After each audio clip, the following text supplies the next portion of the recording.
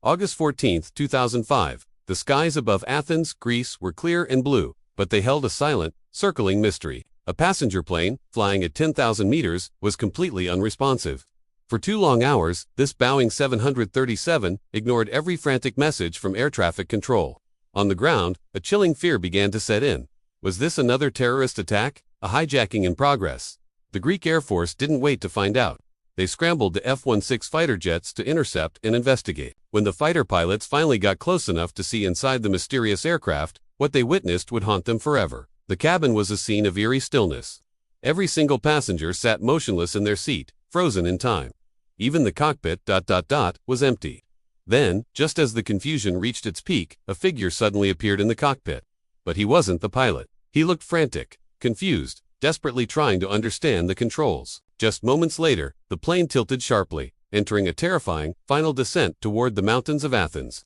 It crashed, claiming the lives of all 121 souls on board. What really happened inside that ghost plane? Today, we uncover the chilling, true story of Helios Flight 522. It all began on a bright Sunday morning in Larnaca, Cyprus.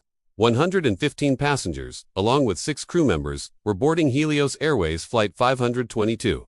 Their destination was Prague, with a quick stop in Athens. The cabin buzzed with the lighthearted energy of families and tourists, mostly Cypriots, heading home after their summer holidays. In the cockpit, everything seemed picture perfect. The captain was a 59-year-old German veteran with over 17,000 flight hours under his belt. The first officer, a 51-year-old Cypriot, was just as experienced, with more than 7,500 hours logged. On paper, they were the ideal pair to command this flight. But behind this veneer of calm professionalism, tensions were simmering. The first officer had reportedly complained to colleagues about the captain's strict, overbearing attitude. The airline was even aware of their strained working relationship.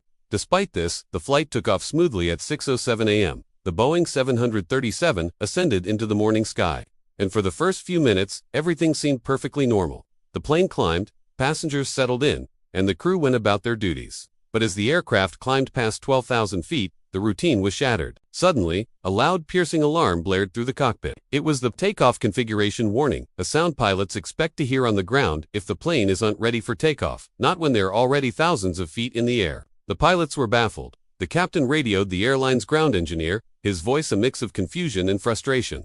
He reported that the cooling fan lights were off and asked for the location of their circuit breakers. The engineer on the other end was just as puzzled. Trying to diagnose the problem from the ground, he asked a critical question: is your pressurization mode set to auto or manual? But the captain, fixated on the alarm, didn't answer. He just repeated his own question about the circuit breakers. A few moments later, in the passenger cabin, the oxygen masks silently dropped from the ceiling. And then, complete radio silence. All contact with Helios Flight 522 was lost.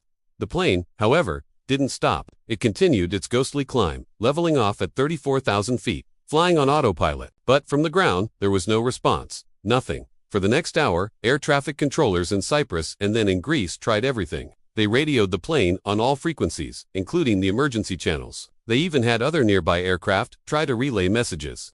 But the response was always the same: deafening silence. The aircraft had now entered Greek airspace without permission, a silent intruder in a busy sky. With no other choice, the Hellenic Air Force ordered 2 F-16 fighter jets to intercept. When the military pilots finally flanked the Boeing 737, they reported a truly terrifying sight. The captain's seat was empty. The first officer was slumped over the controls, motionless in the cabin. Passengers were frozen still, their faces covered by the yellow oxygen masks. The plane was simply circling Athens in a pre-programmed holding pattern, a ghost ship sailing through the sky. Then, after nearly an hour of this airy observation, there was movement. One of the F-16 pilots spotted a man entering the cockpit. He wasn't wearing a pilot's uniform, just a light blue shirt and a black vest. He sat down in the captain's empty seat, put on a set of headphones, and even gave a wave to the F-16s flying beside him. This man was later identified as Andreas Prodromou, a 25-year-old flight attendant who, by a twist of fate, was also a trained private pilot. But his training was for small single-engine planes. He was not certified to fly a massive commercial jet like a Boeing 730. Prodrom struggled with the controls, a desperate last-ditch effort to save the plane, but it was too late. At 9 a.m., the left engine sputtered and died. The plane tilted sharply to the left. Moments later, the second engine failed. The fuel had run out. The aircraft began its rapid, final descent. And at 9:04 a.m., Helios Flight 522 slammed into the hills near the village of Grammatiko, just outside Athens.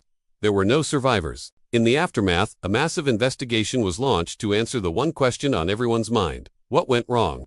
The truth, when it was finally uncovered from the black boxes, was as simple as it was horrifying.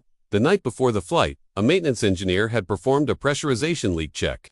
To do this, he had to switch the cabin's pressurization system from auto to manual. After the test, he forgot to switch it back. This single, overlooked step set the stage for disaster. As the plane climbed, the cabin failed to pressurize automatically. The air grew thinner and thinner, and the oxygen levels plummeted. This insidious, invisible killer is known as hypoxia. It slowly starves the brain of oxygen, leading to confusion, disorientation, and eventually, unconsciousness. The pilots, already feeling the effects of hypoxia, mistook the pressurization warning horn for the takeoff configuration alarm they'd heard. Their confused brains latched onto the wrong problem. Within about 10 minutes of takeoff, they likely lost consciousness. Soon after, everyone on board, lulled into a sleep from which they would never wake, was unconscious.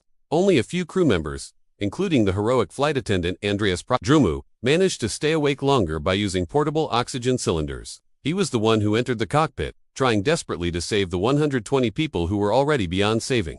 But with no fuel and no training for this type of aircraft, his efforts were tragically futile. The Helios Flight 522 disaster sent shockwaves through the aviation industry and led to immediate sweeping changes. New safety procedures were implemented to ensure the pressurization switch is always checked. Boeing redesigned its warning systems, creating a new, unmistakable alarm specifically for cabin pressure issues. Pilot training was updated to place a much stronger emphasis on recognizing the symptoms of hypoxia and differentiating between alarms.